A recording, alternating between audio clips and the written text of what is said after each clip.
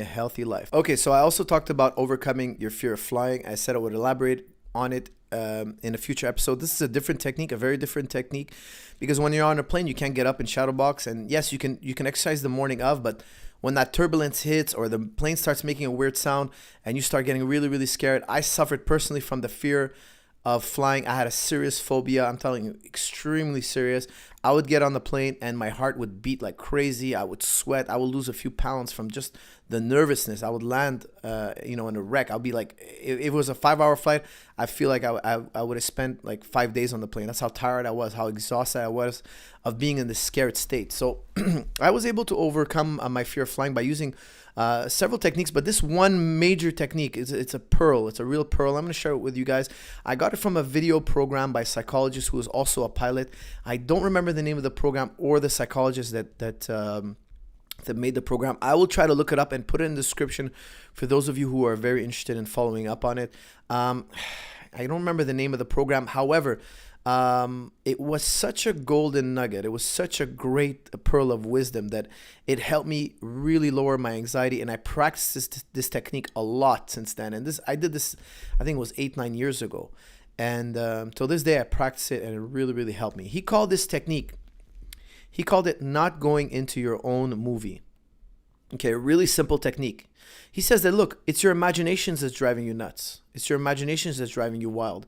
It's your imaginations that's causing all this fear, your own personal imagination. And he says when your imagination starts to run wild, you're going into your own movie. You're making a movie inside your mind that's not the reality of what's going on the plane, and that's what's giving you all this fear. So for instance, somebody with a phobia of flying, and phobia is, the fear of flying is a major one. Okay, it's in the top 10 for sure. I haven't checked the statistics, but I guarantee you fear of flying is in the top 10.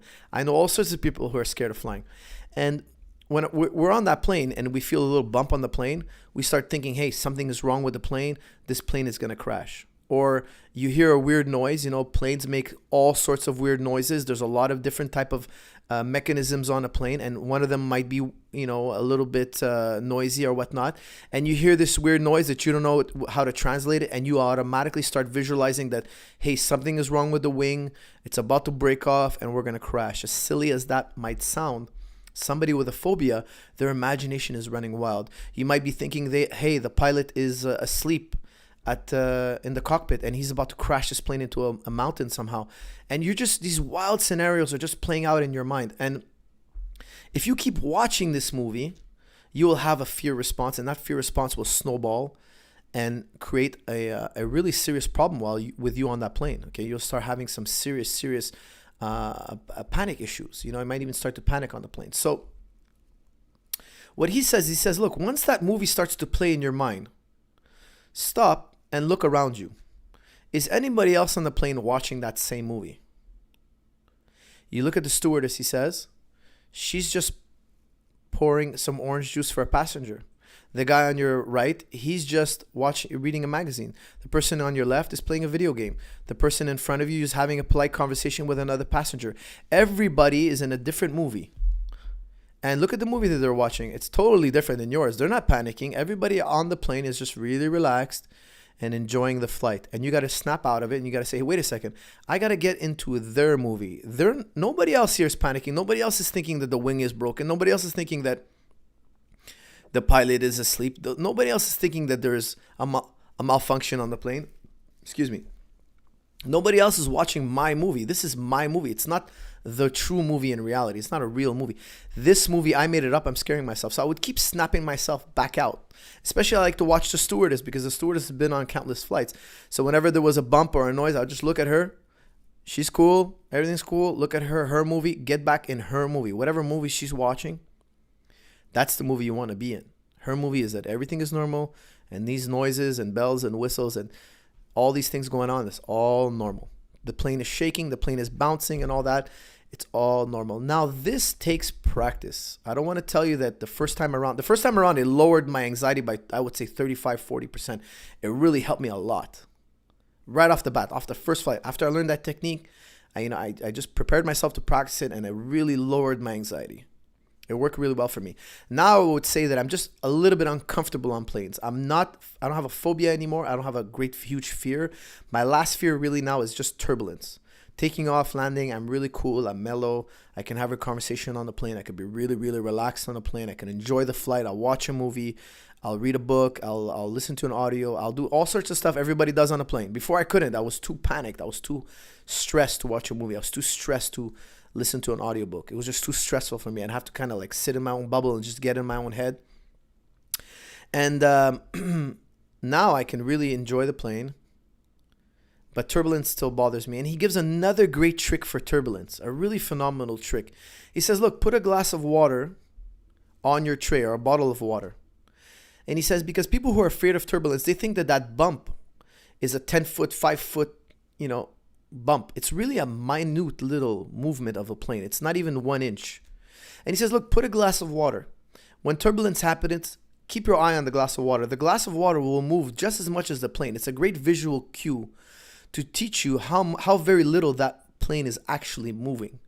Because if the plane were bouncing up 10 to 5 feet up in the air, bouncing up and down like this, the water would spill. The water would fly out of the cup, right? The water is reacting exactly like the plane.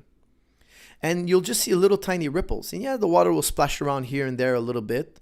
And you might get a little bit of swaying of the water, but nothing major. And it'll just kind of like calm down your imagination because you have an objective view of exactly how much that plane is actually moving. So what I like to do is I always buy a bottle of water, and I always like to have a cup of water on my tray table, or a bottle of water. And whenever turbulence hits, I just turn my eyes to that bottle of water.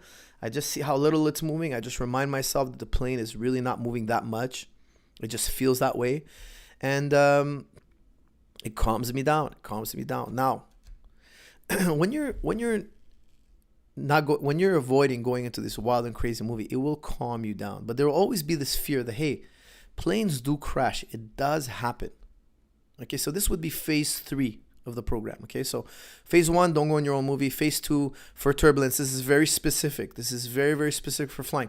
Put that water bottle on your tray table, put that cup of water and look at it. Every time there's turbulence, you'll see that cup of water. It's really going to give you a good objective view of what's actually happening. Your imagination is running wild again. It'll calm you down. Okay. Part 3 is accepting that catastrophe can happen once in a blue moon. So for instance, okay, I know that statistically flying is safe. I accept the risks of flying. However, if I go on a flight, and every time I go on a flight, I imagine it crashing. I've been in a million plane crashes. I've been in countless amount of plane crashes. He says that, look, if a catastrophe is ever going to happen to you, it's going to happen just once. If you train your mind not to think about these things, it doesn't mean that it can never happen, okay? I can possibly get into a car accident. It can happen. If you're a competent driver, you have your driver's license and you're prudent, you got to go out there in the world and do your best not to get into a car accident, but it still can happen. The possibility is still on the table. It may be less than 1%. But we will see on the news that planes have crashed and cars have crashed. We will see it. However, the alternative is to live in a bubble and not live your life to the fullest extent that you can. I have to fly for my work. I have to fly to live my life. I don't want to live in a bubble. So we have to make this decision. There's an important decision in life. Are you going to live in a bubble, or are you going to take risks? Now, if you're going to take risks, sometimes bad things may happen. They're highly unlikely. But if they do happen, we want them to only happen one time in our life. We don't want to relive or pre-live an experience. So if something bad happens, let's say I get into a car crash, I don't want every time I get into my car, start thinking about the car crash. And think about it over and over again till it drives me nuts and I'm too scared to drive. I don't want to relive it 1,000 times, and I don't want to pre-live it. I don't want to think, hey, there may be another car crash in the future. And this reminds me of a very, very powerful quote by Lao Tzu. Lao Tzu is the founder of Taoism, and this quote is often attributed to Lao Tzu. Lao Tzu says that if you live in the past, you're going to feel nostalgia, sadness, a type of sadness. If you live in the future, you're going to feel an anxiety because the future is uncertain. Bring the mind to the present. And that's really what this technique's about. When you're on the plane and you start to get scared, or if it's competition day and you start to worry, you're like, what's going to happen later tonight? You're in the future. Don't go in the future. Think about what you got to do right now. Now you got to have breakfast. Then you're going to go take a nap. Then you're going to go have lunch. Then you're going to go to the event center. Then you're going to warm up. You're not thinking about the fight. You're not thinking about the match. You're just thinking about what you're doing right now. Now, this takes practice. This takes lots of practice. You get really good at this. And over the years, I think I've gotten really good at it. People ask me, hey, how do you deal with this? You know, I get often asked in interviews,